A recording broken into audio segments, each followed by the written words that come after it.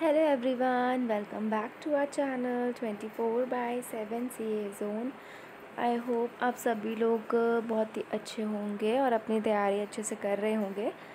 तो आज का हम टॉपिक कवर करेंगे और जितने भी टॉपिक्स कवर हैं उन सबको आप रिवाइज़ ज़रूर कर लीजिएगा और ताकि आपको कोई भी कन्फ्यूजन ना हो, बिकॉज़ बहुत ही इजीली मैंने सारे टॉपिक कवर किए हैं जिससे कोई भी कन्फ्यूजन ना हो आपको। और अगर आप एक दो बार वीडियोस देखेंगे भी तो आपको सारी चीज़ें जो हैं क्लियर हो जाएंगी। तो आपको कोई भी दिक्कत आती है तो आप दोबारा से वो सारी चीज़ें जो है रिपीट देख सकते हो। और आज का जो सेशन, तो हमारा आज का टॉपिक होगा कम्युनिकेटिव इंग्लिश में how to speak and how to read, जिसमें मैंने जितने भी स्किल्स और इम्पोर्टेंस है वो कवर करी है इस वीडियो में। तो स्टार्ट करते हैं आज का session without wasting your time.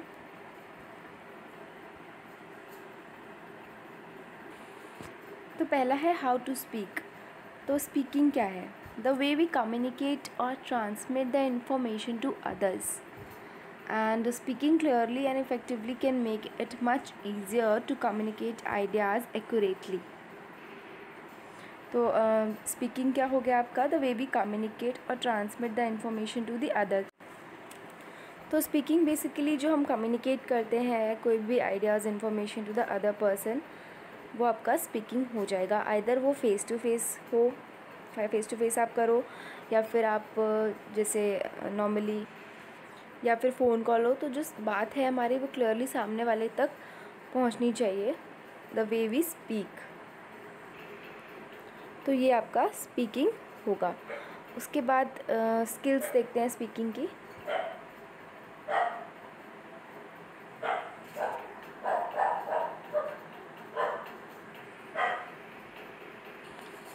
तो इसमें फ़र्स्ट है पॉइंट टू पॉइंट में आप जो भी बात सामने वाले तक रख रहे हो वो आपकी कंक्रीट होनी चाहिए। ऐसा ना लगे कि आप आउट ऑफ द बॉक्स बोल रहे हो या फिर उसको जो बात आप बताना चाह रहे हो वो उसको भी समझ में ना आए। तो आपकी जो स्पीकिंग है वो पॉइंट टू पॉइंट होनी चाहिए। It is very important. उसके बाद क्लैरिटी ऑफ थॉट्स होना चाहिए, जो कि सब में ही बहुत इंपॉर्टेंट है कि क्लैरिटी ज़रूर होनी चाहिए आपको। विदाउट क्लैरिटी आप सामने वाले तक अपनी बात जो है समझा ही नहीं पाओगे। अगर आपको खुद में जो क्लैरिटी नहीं होगी तो सामने वाले को आप कैसे अपना कन्वे करोगे जो आप इन्फॉर्मेशन कन्वे करना चाह रहे हो, जो भी आप अपने बात आइडियाज़ कुछ भी हो गया मैसेज कन्वे करना चाह रहे हो, तो उसके अंदर भी वो चीज़ जो है वो क्लियर नहीं होगी जब तक आप खुद में क्लियर नहीं होगे। तो clarity of thoughts is very important. उसके बाद भी confident and passionate what ever you speak, वो उसमें एक कॉन्फिडेंस होना चाहिए आपके अंदर खुद से भी कि जिस तरह से आप बात कर रहे हो, जिस तरह से आप सामने वाले तक जो इन्फॉर्मेशन पहुंचा रहे हो वो एक कॉन्फिडेंस के साथ आप पहुंचाओ ताकि उसको इम्पैक्ट करे वो चीज़ आपकी जो भी आप बताना चाह रहे हो। ये भी बहुत इम्पॉर्टेंट है। उसके बाद डोंट अपोलोजाइज़। जैसे समटाइम्स यू फील नर्वस, तो उस टाइम पे आप अपोलोजाइज़ मत करो। आप जो भी बोलना चाह रहे हो वो आप कंटिन्यू बोलो, क्योंकि होता है ऐसा कि हम नर्वस हो जाते हैं कुछ भी बोलते टाइम। तो ऐसे नहीं होना है। नर्वस आई नो होता है, नर्वस स्पीकिंग में जब भी आप कुछ बोलते हो तो ऑफ कोर्स सी बात है नर्वसनेस होगी, बट आपको अपोलोजाइज़ नहीं करना है। आपको कंटिन्यू करना है जो भी आप बोल रहे हो, जो भी बात आप बता रहे हो वो आपको कंटिन्यू ही रखना है, विच इज़ वेरी इंपॉर्टेंट। ओके, उसके बाद मेक इट इंटरेस्टिंग। उसको इंटरेस्टिंग भी करना बहुत ज़रूरी है। अगर आप बोरिंग करोगे तो वो उतना उसको इंटरेस्ट नहीं आएगा सामने वाले को, जो भी आप बता रहे हो उसमें कोई भी इंटरेस्ट नहीं होगा। तो इंटरेस्टिंग होना भी बहुत ही इम्पॉर्टेंट है। और इट शुड बी लाउड, और लाउड होना बहुत ज़रूरी है। जितना लाउडली आप अपनी बात कन्वे करोगे सामने वाले को, जो इन्फॉर्मेशन आप भेजना चाह रहे हो वो कन्वे करोगे, उतना उसको जो है वो चीज़ समझ में आएगी, उतने अच्छे से उसको वो चीज़ जो है वो समझ पाएगा, अच्छे से उस चीज़ को रिलेट कर पाएगा अपने से।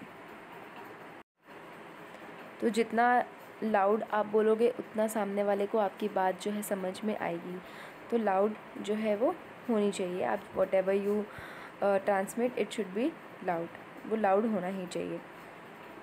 तो ये सारी स्किल्स इंपॉर्टेंट है। आई नो आप लोग ये सोच रहे होंगे कि ये स्किल्स तो कम्युनिकेशन में भी थी और प्रेजेंटेशन में भी थी, तो ये सारी चीज़ें आपस में कोरिलेट करती हैं, ये सारी आपकी कम्युनिकेशन के अंदर ही आती हैं, तो विच is very important in your communicative English. तो बस आपको ये चीज़ें याद रखनी है और अपने आंसर्स में लिखनी है। उसके बाद हम देखेंगे जो इम्पॉर्टेंट एलिमेंट्स होते हैं इन योर स्पीकिंग, वो क्या क्या होंगे। तो इसमें जो फर्स्ट एलिमेंट है वो है प्रोनंसिएशन। तो प्रोनंसिएशन क्या होता है, इज़ द एक्ट और मैनर ऑफ स्पीकिंग वर्ड। तो प्रोनंसिएशन जो है बहुत इम्पॉर्टेंट है एलिमेंट आपकी स्पीकिंग में। अगर आप जो वर्ड हो सही तरीके से प्रोनाउंस नहीं करोगे, जो वर्ड है उसे सही से नहीं बोलोगे, तो सामने वाले को वो गलत टर्म्स में भी रिलेट कर सकता है। तो your pronunciation is very clear to the other person, वो बहुत ही क्लियर होना चाहिए। और जैसे होता है कभी कभी हम बोलना कुछ और चाहते हैं, वो निकल कुछ और जाता है, तो वो हमारा जो है उसमें प्रोनंसिएशन की वजह से जो वर्ड जो है हमारा जो है गलत ट्रांसमिट हो जाता है। तो अब प्रोनंसिएशन से इम्प्रूव कैसे करा जाए, तो इम्प्रूव हम करेंगे लर्न टू लिसन फर्स्ट। तो लर्न टू लिसन में क्या है कि जितना आप और लोगों को सुनोगे बोलते हुए, उतना आप इजीली सीख पाओगे। तो सुनना इज़ वेरी इंपॉर्टेंट। तो जितना आप देखोगे कि हाँ लोग किस तरह से जो वर्ड है वो प्रोनाउंस कर रहे हैं, उतना जल्दी आप सीखोगे। तो लर्न टू लिसन में जितना आप सुनोगे उतनी जल्दी आप सीखोगे, तो इट इज़ वेरी इंपॉर्टेंट। उसके बाद प्रैक्टिस मूविंग योर माउथ। तो जितना आप माउथ से प्रैक्टिस करोगे, अपना चेक करोगे कि आपका जो बोलने का तरीका है, जो आपका माउथ जो जिस तरह से आप बोल रहे हो माउथ को किस तरह से आप मूव कर रहे हो, तो उसमें आपको मिरर में चेक करना है कि आपका बोलने का तरीका क्यों डिफरेंट है।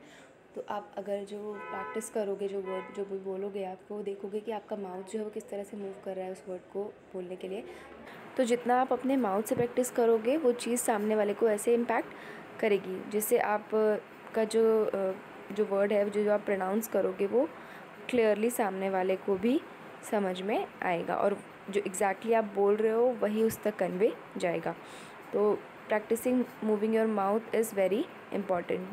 जो प्रोनंसिएशन है बोलने का वो सही होगा। तो practice moving your mouth is very important. उसके बाद रिकॉर्ड योर सेल्फ। रिकॉर्ड करके खुद को सुनना इज़ वेरी इंपॉर्टेंट। जब आप रिकॉर्ड करोगे और सुनोगे तो आपको पता चलेगा कि हाँ आपसे कहाँ पे मिस्टेक हुई है, या आपने कहाँ पे एग्जैक्टली जो वर्ड है वो सही नहीं बोला है। तो जब आप खुद को रिकॉर्ड करोगे तो आप एग्जैक्टली फाइंड आउट कर पाओगे कि आपका मतलब जो आपने प्रोनाउंस किया है या जो आपने बात बोली है वो कहाँ पे उसमें जो गलती हुई है वो आप इजीली जो है फाइंड आउट कर सकते हो।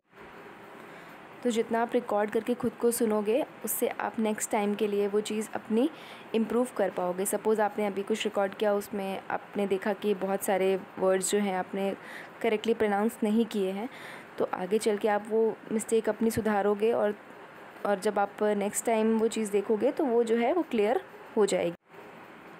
उसके बाद है प्रैक्टिस स्पीकिंग।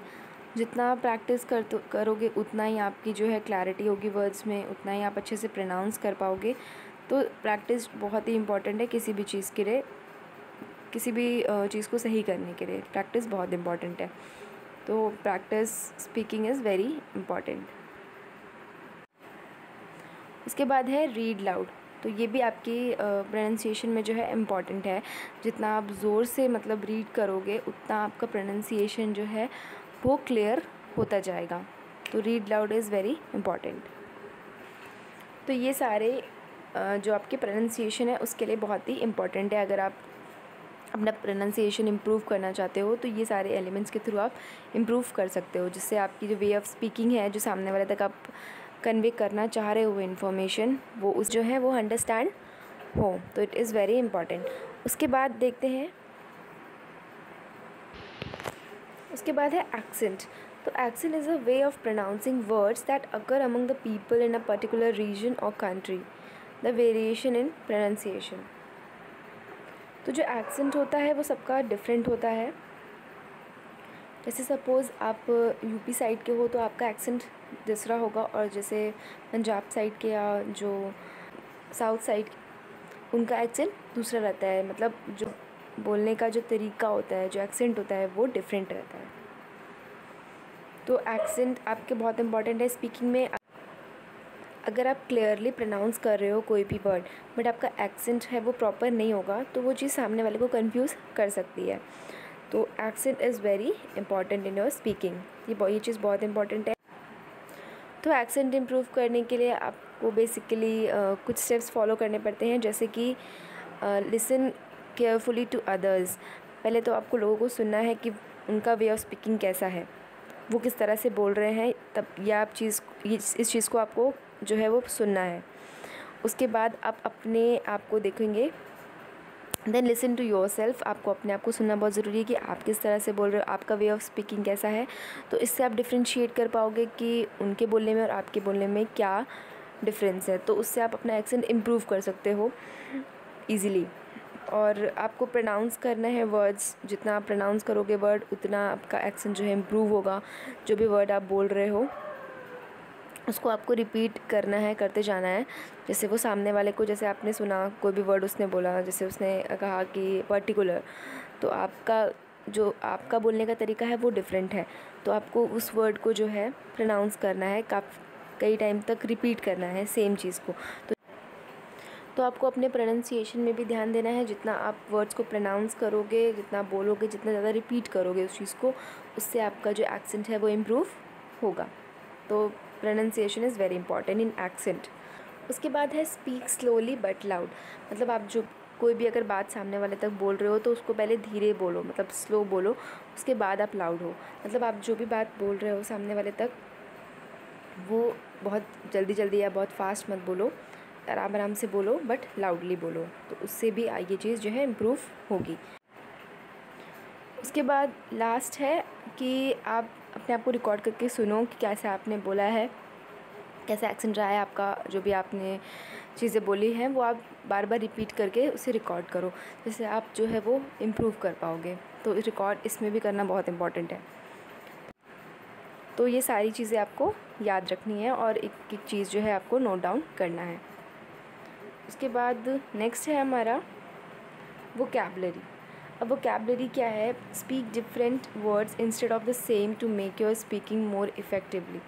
मतलब आपको एक ही वर्ड नहीं यूज़ करना है अपनी स्पीकिंग में, सेम चीज़ नहीं यूज़ करनी है, यूज़ डिफरेंट वर्ड्स। और मतलब जिससे कि आप सामने वाले को ये ना लगे कि आप एक ही चीज़ बार बार रिपीट कर रहे हो। आपका बोलने का तरीका, मतलब आप जो बोलना चाह रहे हो वो सेम चीज़, सेम वर्ड यूज़ करके आप बार बार वही मैसेज उससे कन्वे कर रहे हो। हर एक सेंटेंस में आप सेम चीज़ जो है, सेम वर्ड जो है यूज़ कर दे रहे हो। तो इससे भी आपकी जो स्पीकिंग है वो इम्पैक्ट करेगी। तो आपको वोकैब यूज़ करना है, instead of using the same word आपको डिफरेंट वर्ड उसका यूज़ करना है। तो अब आप वोकैब कैसे इम्प्रूव करोगे? उसके लिए आपको डिक्शनरी यूज़ करना होगा। उसमें आप कई सारे वर्ड्स के, मतलब एक वर्ड्स के कई सारे सब्स्टिट्यूट आप इजीली फाइंड आउट कर सकते हो। तो उसके लिए आप डिक्शनरी यूज़ करो, डिक्शनरी पढ़ो। जितना आप उसे पढ़ोगे उतना आपको जो है वर्ड्स में, वोकैब में आप उतना ही ज़्यादा क्लियर होगे। तो डिक्शनरी पढ़ना बहुत इंपॉर्टेंट है। उसके बाद रीड बुक्स, और बुक्स भी हमारे लिए बहुत हेल्प करती हैं टू इम्प्रूव योर वोकैब।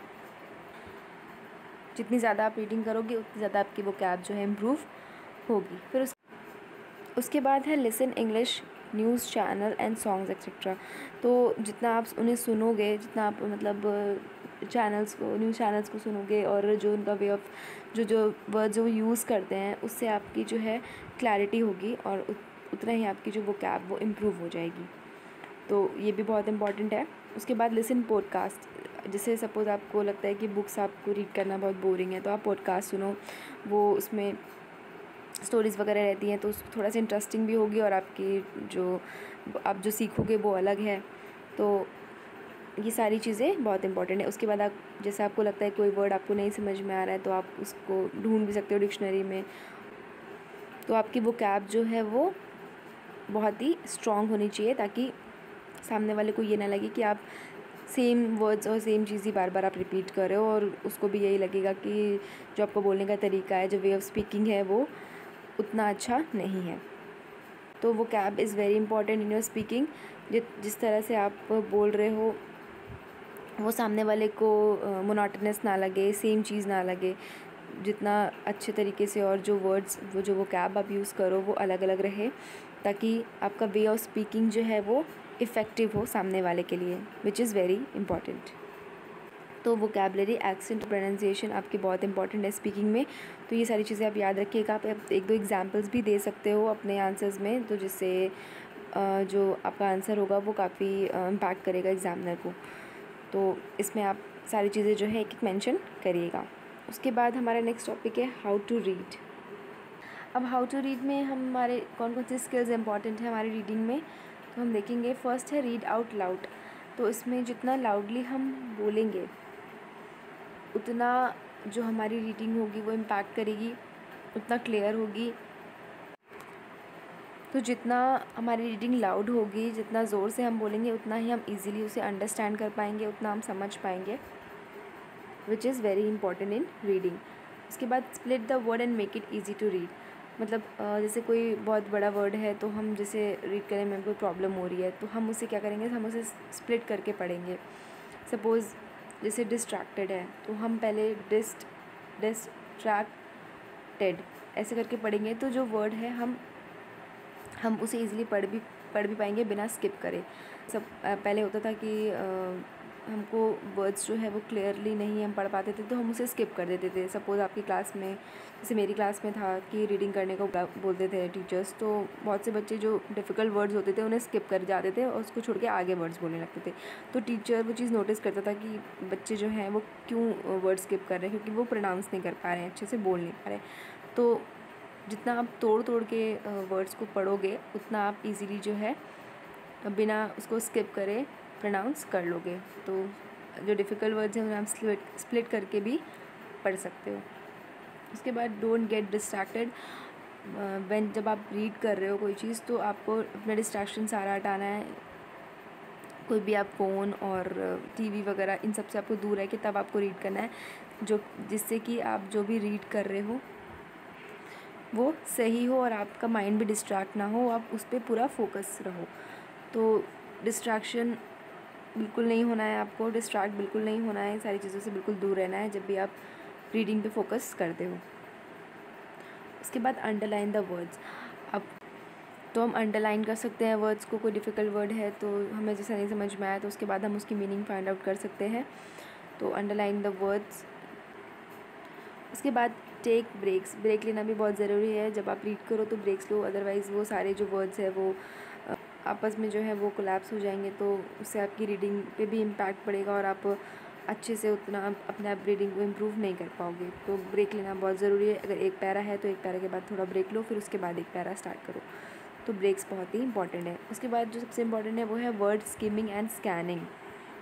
अब स्किमिंग और स्कैनिंग क्या होगा, तो स्किमिंग एंड स्कैनिंग का सबसे अच्छा एग्जाम्पल मैं आपको बताती हूँ। जैसे हम कॉम्प्रीहेंशन आज एग्ज़ाम्स वगैरह में आते हैं, सपोज़ आपको भी आए होंगे अपने जो एग्ज़ाम दिए होंगे, तो उसमें हम जब कोई क्वेश्चन पूछता है तो हम कभी भी पूरा पैराग्राफ नहीं पढ़ते हैं। एज़ वी ऑल नो कि इतना टाइम नहीं होता है कि हम पैराग्राफ एक एक को रीड करें, तो हम स्कैन करते हैं, स्किम करते हैं वर्ड्स को। और फिर जैसे सपोज़ मैंने देखा कि वहाँ पे रीड दिया हुआ है या फिर ब्रेक्स दिया हुआ है, तो वही जो वर्ड है हम पैराग्राफ में ढूंढते हैं और फिर उसके बाद जब वो वर्ड हमें मिल जाता है तो उससे रिलेटेड हम आंसर जो है टिक कर देते हैं। तो this is your skimming and scanning, कि आप उस जो वर्ड है उसको डिटेल में ना जाकर सिर्फ आप एक बस ऊपर से ओवरव्यू कर सकते हो। तो ये आपका बहुत इंपॉर्टेंट है इन योर रीडिंग, जिससे कि आपका जो है आपको जो इन्फॉर्मेशन है वो भी मिल जाएगी। तो word skimming and scanning is very important आपकी रीडिंग में है। तो ये सारी स्किल्स आप मेंशन कर सकते हो। आप अपने तरफ से भी कुछ भी ऐड कर सकते हो इफ़ यू वांट। और आपको इन सबको, जैसे आपका क्वेश्चन आता है तो आपको सबको डिटेल में एक्सप्लेन करना है, बिकॉज डिटेल आंसर्स में आप थोड़ा बहुत नहीं मेंशन कर सकते हो। आपको सारी चीज़ें जो हैं डिटेल में ऐड करके लिखनी है। आप एग्जांपल दे दो, वो ज़्यादा जो है वो हाईलाइट करेगा आपके आंसर्स को, विच इज़ वेरी इंपॉर्टेंट। तो अच्छे से अपनी तैयारी करिए। आज की वीडियो में बस इतना ही, और अगर कोई डाउट है तो प्लीज़ हमसे पूछिए, और बाकी कोई अगर टॉपिक रह भी गया हो तो वो भी आप हमसे कह सकते हैं। और सभी को कमेंट करके ये ज़रूर बताना है कि आप लोगों की तैयारी अच्छे से हो गई है कि नहीं। सिर्फ यस लिखना है आपको, और सभी को कमेंट ज़रूर करना है। जो भी वीडियो देख रहे हो प्लीज़ आपको यस लिखना है। और नहीं भी हुई होगा, आपकी तैयारी नहीं भी हुई हो तो आपको जो भी है आपको अपनी बात अगर लिखनी है, बट जिनकी हो गई है तैयारी उनको सिर्फ यस लिखना है। बाकी आप लोग सभी अपनों की तैयारी अपने अच्छे से करें। ऑल द बेस्ट आप सभी को, अपना बेस्ट दें। और बस आज की वीडियो में इतना ही गाइस, टेक केयर, बाय।